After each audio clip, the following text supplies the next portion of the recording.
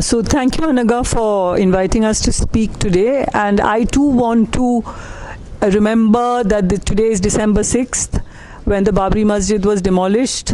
And shamefully, 27 years later, the Supreme Court, while recognizing that a criminal act was performed, rewarded the criminals by handing over the site of the Babri Masjid to them.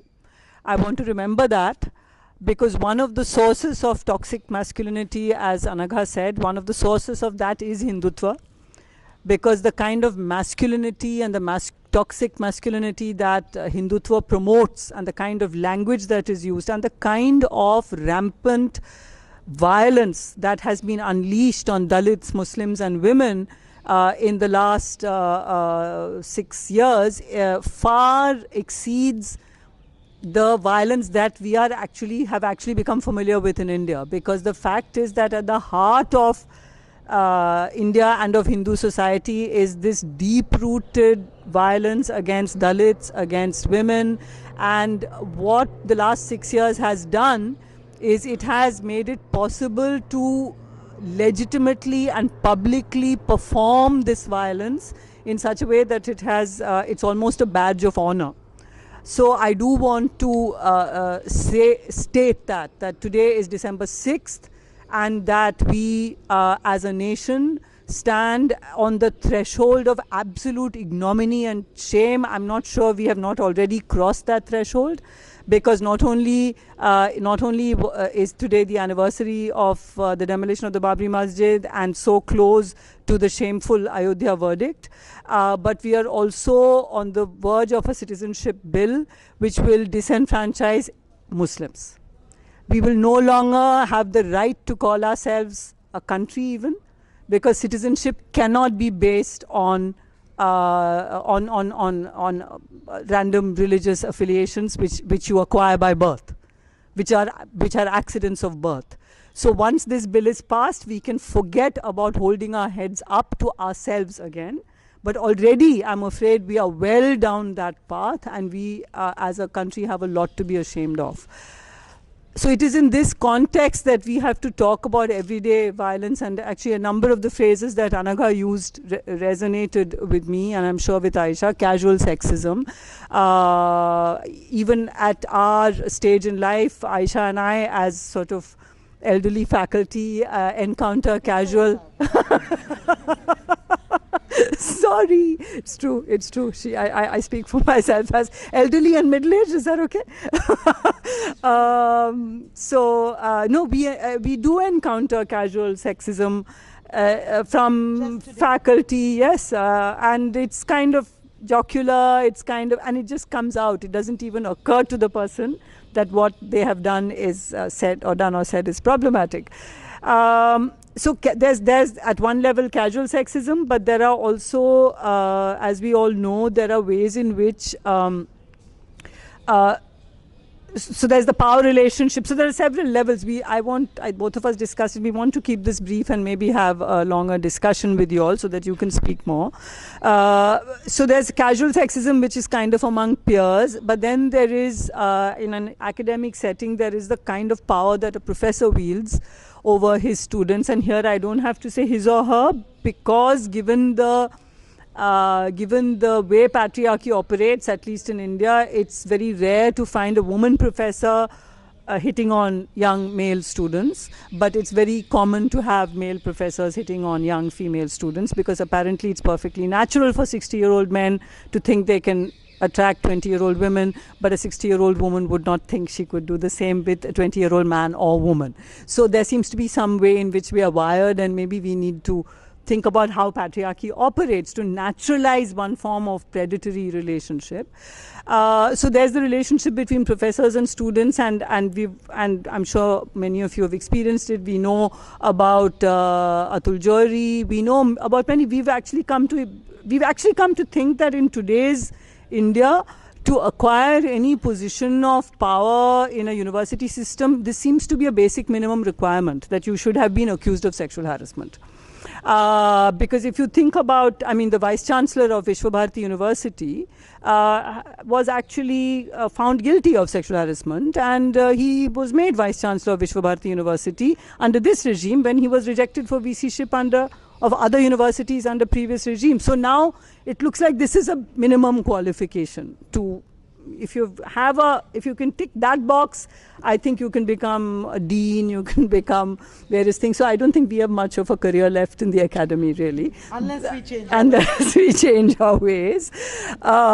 So there is it's very serious, and there's the professor teacher-student interaction, in which there is also the more grey area, which is a little rarer in India, but is very common in the American academy, which is of consensual romantic relationships between professors and students. And that too, I think it should not be grey. It should be very clear that if you are grading somebody, you cannot be in a romantic relationship with that person. Not only that, you should really not be teaching that class, because the rest of the students then are in a different relationship with you than the person you're in a consensual relationship with. And so there need to be some very clear guidelines about that as well.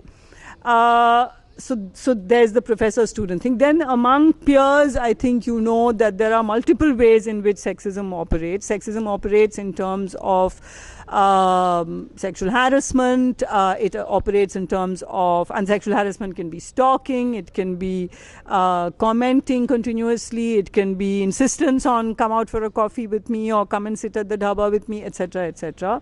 There's also a kind of pressure that is put particularly on young women, that if you're a feminist and if you're so radical, why are you so conservative in your sexuality? And obviously your simple answer has to be, I will decide what is conservative and not conservative for myself. I don't have to prove to you that I'm radical by entering into a relationship of any sort with you. So among peers, and then in what one could call domestic relationships, I think, so some of these things Aisha will talk about a bit more, because GS Cash has actually encountered cases like that, where you're in a relationship and there's violence. There's physical violence against the woman usually.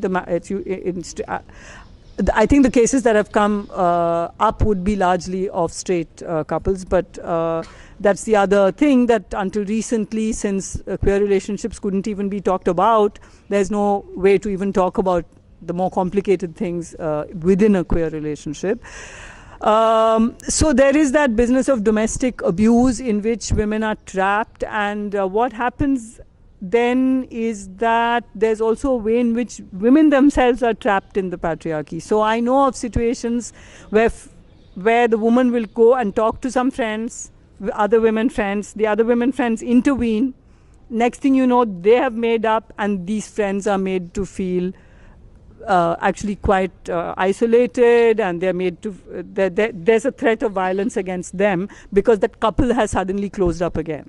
So there are all these, so as feminists, those of us who intervene in such situations have to learn okay, if that has happened, you back off, but that doesn't stop you and should not stop you from intervening again another time, if necessary. So there are these different kinds of situations that I can think of, and obviously what has happened with the ending of GS Cash is that there is no space in which to raise such questions at all, because we know about the functioning of the ICC. So GS Cash and ICC, Aisha will speak more about, but we know about the functioning of the ICC, first of all about the composition of the ICC, and how they're appointed, how complainants have been treated by the ICC, how they are made to feel that they are not validated at all, they are not recognized, they are not accepted, they are not seen by the committee in a sense. So what has happened is that we have become unable to address the issue of sexual harassment on this campus in the healthy way in which it should be addressed. And the JNU GS Cash committee, in which Aisha was among the people who set it up, the GS part, that is the gender sensitization part, was as important as the sexual harassment part. In other words, we need to have continuously conversations and workshops among students, need to have it among themselves, but faculty needs to have it too, but somehow since we just don't have any conversations but the most bizarre conversations since 2016. There's no space for discussing ideas or politics. We are just constantly running to keep up with the flood of punitive circulars that come from the what people who call themselves competent authority, but they are extremely incompetent, as we know. So I think it's very important that the students have taken the initiative to open up questions of this sort as well. Even though we all know that this is like such a tense moment in a struggle, but in the middle of that, to bring back questions that will continue to concern us when the fee hike is rolled back and when fascism is defeated and all of that, which you will all see, I can assure you, in your lifetime, or maybe in the next 6 months. After all that, we still have all this to deal with. So I'm glad you've brought this up. I would really like to stop here, and Aisha will speak, and then we can actually have a discussion which would be better. Thank you.